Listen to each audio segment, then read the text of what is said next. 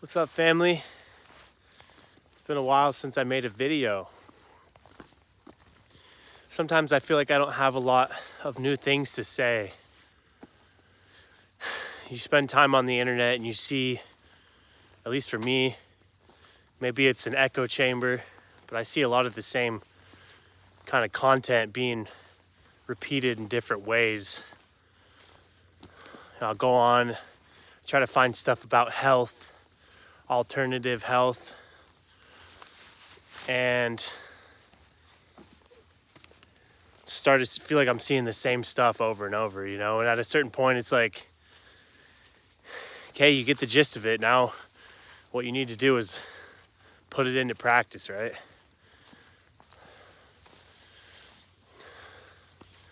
And so I feel like I haven't had a lot to say because a lot of things have already been said, but it's still nice to get on and share. And I wanted to share the message about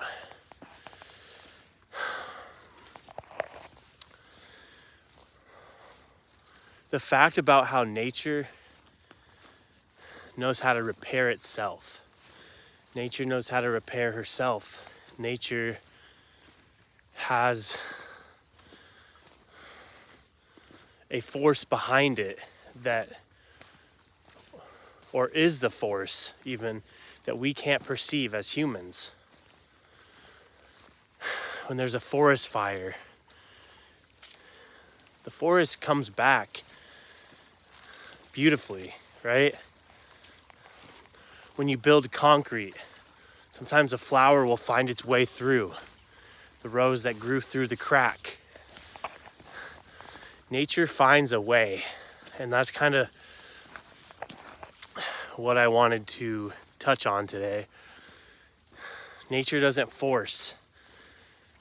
That stream that's coming through the debris and the fallen trees that blocked its way, that stream will find a new way to get where it needs to go.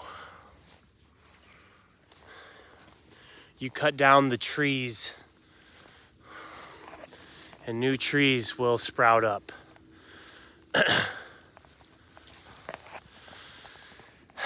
You cut your arm open, you break your arm, and it heals on its own. I think that's nature, right? You are literally made of nature. So you're nature. At least your body, it's made of everything from this earth. All the food you've eaten, the air you've breathed, the sun. You're a piece of this earth. And that in itself is something to not forget or to try and remember, You're not separate from earth. You're not separate from nature. But one thing I wanted to touch on, I think, is things will heal themselves because nature has an innate wisdom. Is wisdom, As long as we don't actively interfere, If you get a cut, it's gonna scab up. Of course, you can stop that from healing, right? By scratching it, by picking it over and over, refusing to leave it alone. And that's one thing I feel like doesn't come naturally to us a lot of times as people, is how to leave things alone, right? If you get your heart broken, that will heal eventually. As long as you don't keep actively reopening that wound, going back to that person, spent all your day thinking about it, it will heal in time. Loss, losing someone, your pain will heal, your wound will heal.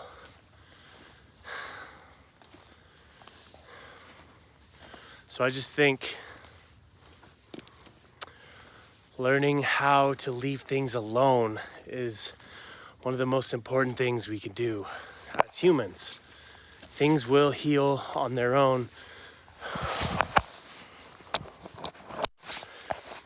because nature knows what to do. Nature has that wisdom. And you can't force that. You can't force a forest to grow. You can't force a wound to heal. You can't force your heart to feel better. Things have to happen in their own time. Nature's time, God's time. Nature doesn't force things. You can't force anyone to be your friend. You can't force anyone to love you. You can't force anyone to like you even. So it always comes back to this for me. How, when I'm seeking to live in a deeper wisdom in my life, to align with this wisdom that is here, that I'm part of this wisdom, how can I live in a way that is to align with the wisdom of nature? I think that a big part of that is learning how to let go of things, not try to hold on to everything in life, not trying to carry everything. Alan Watts, great philosopher, said that you don't need to let go. You don't need to let go in life because there's nothing to hang on to, right? If you have this idea that you need to let go of that person, let go of that idea, it's like, it's all falling with you through time already. Everything is changing all the time. So there's really nothing to hang on to even, and that's kind of scary, right? When you're looking around in your life, trying to find something solid to grab onto, to find stability, to find predictability and security, in your life. I think we want that innately as humans. We want to feel secure. We want to find something we can hang on to and ground onto. And that's real, right? Something that's real to hang on to. But maybe, just maybe, part of the wisdom in your life is realizing that there's nothing to grab onto and to get with that and to live from that space. Realizing that maybe that's the most exciting thing in our life is that nothing is predictable. Everything's changing. That's only scary if you want things to stay the same. If you have this attachment with people staying the same, you staying the same, everything staying the same, it's gonna cause suffering because nothing stays the same.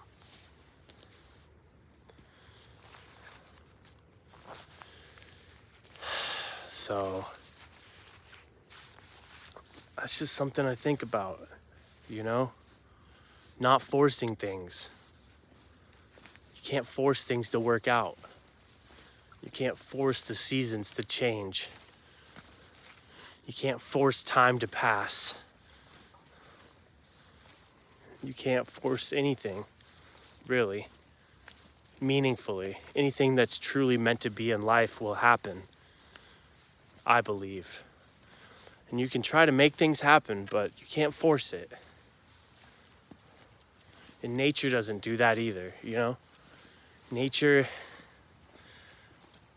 I believe, is patient, and everything happens in the right time that needs to happen. Like the seasons changing, like the animals growing old and passing on, birth, death, like everything happens when it happens. And that's the wisdom of trying to align with that philosophy,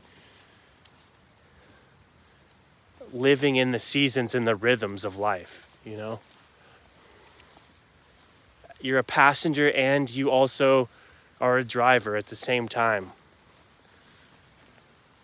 it's not all in your control, and yet you have a say in some things, you know?